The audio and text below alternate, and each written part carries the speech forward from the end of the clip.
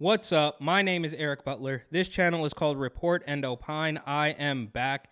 And from WPTV News, family of toddler sues Airbnb after child dies at Wellington house. The family of a toddler who died after staying at a Wellington short-term rental house claims Airbnb is responsible now. I don't know if Airbnb is responsible. I don't know if the host is responsible. I know every time you sign up for an Airbnb, you end up paying this crazy cleaning fee, which oftentimes is just as much as the rental itself. That's kind of how they get you. It seems like a little bit of a scam, but that's a completely different story. And we did see a similar case in San Francisco where luckily the kid didn't die, but apparently a baby, a toddler or something ingested fentanyl while playing in the park because this stuff is so omnipresent. Now, I like to think that the media is constantly overplaying these things and overblowing this stuff way out of proportion to make you scared, and that is oftentimes true, but this is actually happening, and it's really starting to hit home. Like, you got little kids ingesting this stuff that's just so omnipresent. It's absolutely ridiculous. And they haven't even really got to the tranq thing yet. For the most part, the mainstream hasn't even really started talking about tranq, a little bit here and there, but it's coming around the corner. So when this is over, there will undoubtedly be something else where they're mixing fentanyl with horse tranquilizer or whatever it is. So it's never going to stop. And perhaps that's why you have these people who are saying, well, in the war on drugs, which is fine. There's a debate to be had there.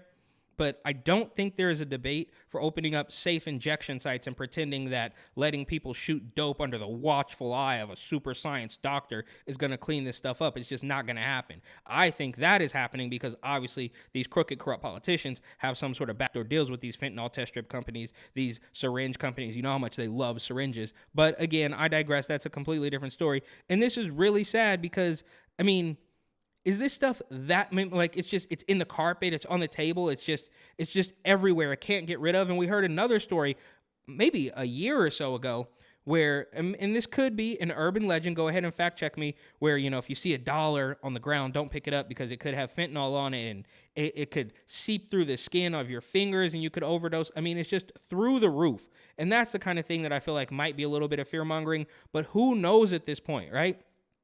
It's happening all the time. We're seeing these border stories. 10,000 pounds of fentanyl seized at the border. Montana sees 11,000% increase in fentanyl seizures, and it just never stops.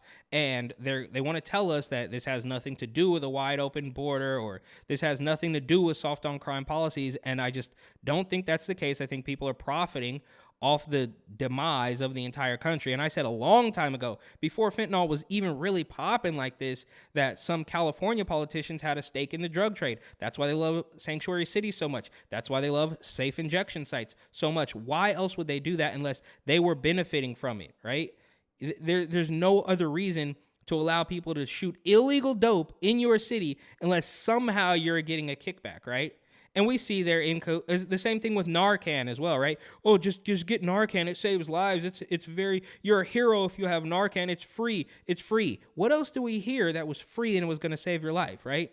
But I'm getting off track here. Let's learn about why this family is suing Airbnb and who's really responsible for this toddler. It's incredibly sad. The family of a toddler who died after staying at a Wellington short-term rental house says the company Airbnb is responsible. After her death a year and a half ago, an autopsy found fentanyl in her system. Contact 5 investigator Dave Bowman has the heartbreaking story and a family's warning. Jay, according to that lawsuit filed by the mother of the toddler who died, Airbnb failed to sanitize the Wellington property where the family says their child came in contact with a deadly drug. 19-month-old Honora Lavenier was the youngest of 5 children on a family vacation in the summer of 2021 at the short-term rental home in Wellington on the second day of the vacation, according to the detective's report. The youngest of 5. Think about that. That's crazy. So all of their siblings are like, they just lost their little baby sister who was not even, almost 2 years old, I think. Did they say 19 months? Like, that, it's unimaginable to think about that, right? All from this fentanyl stuff that seemed like it was a boogeyman, but it's real. I guess this is really happening. And just imagine being that little girl. Obviously, the parents are going through it. That much is obvious. But imagine what that's gonna do to the kids as well, to the brothers and sisters. Like that's gonna stick with them for the rest of their lives. Honora's mother, Lydie, took a nap. When Lydie woke up after more than an hour, she checked on her daughter and found the child blue in the face. Minutes later, at a nearby hospital, Honora was pronounced dead. Their baby girl was killed as a result of ingesting fentanyl at an Airbnb. Thomas Scalaro is the Lavenier family attorney. How could something like this happen? It is one of the most hurtful, awful things that I've ever come across in my nearly 25 years of practice. The family believes the fentanyl residue was in the house when the Laveniers arrived.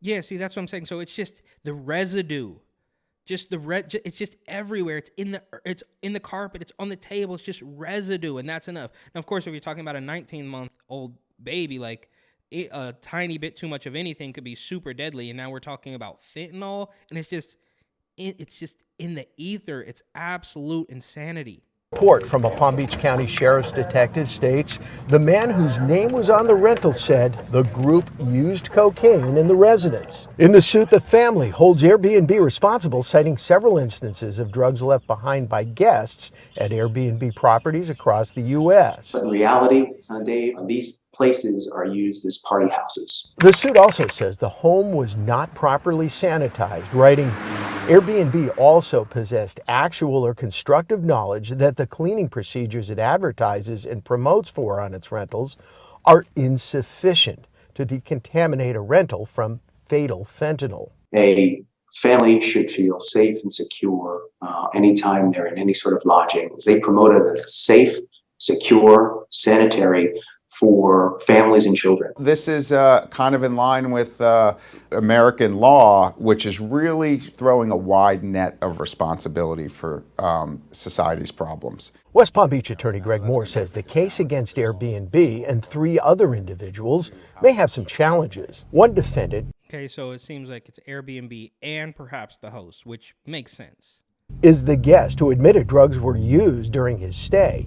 But Okay, all right.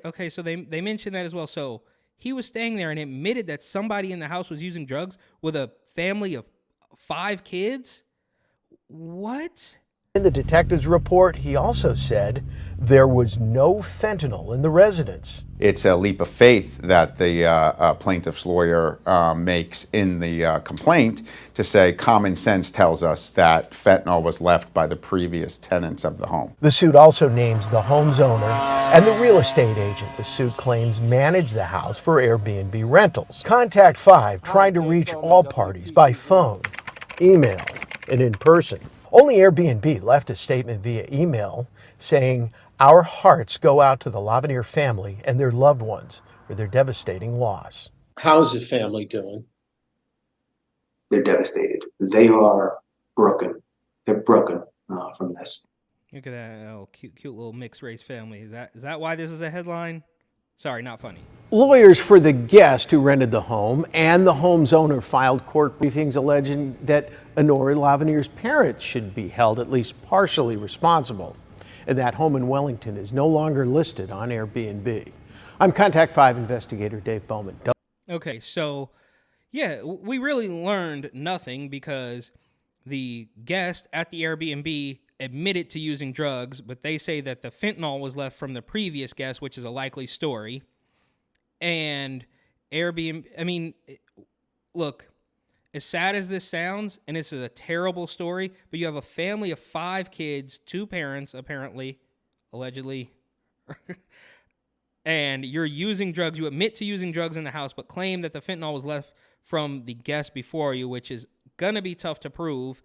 And I don't know, man. You could have nailed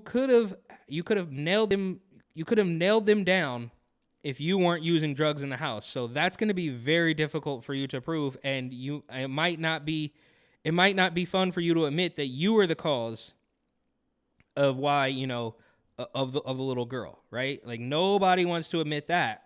So I don't know. I'm actually speechless. This is crazy, but it does make a little bit more sense, right? After watching the entire thing, and then they admit, oh yeah, there was drugs in there, so boom, it's you. You can't blame it. You can't say you didn't clean it up. Oh no, our drugs are clean. There's no fentanyl in our stuff. We use the fentanyl test strips. I don't know, bro. So this is not good for anybody involved, because not only are you responsible for your own daughter's demise, but now you are blaming the host, you are blaming Airbnb and soiling their name when they may not have had anything to do with it. So good luck with this. Maybe there'll be a follow-up. Who knows? It was from the summer of 2021, so it's already been well over a year since it happened, and now they're going to try to take down Airbnb, which unfortunately I don't really see happening, but sad case all around. You guys got to stay off the dope. But thank you for watching. Please like, comment, share, and of course, subscribe.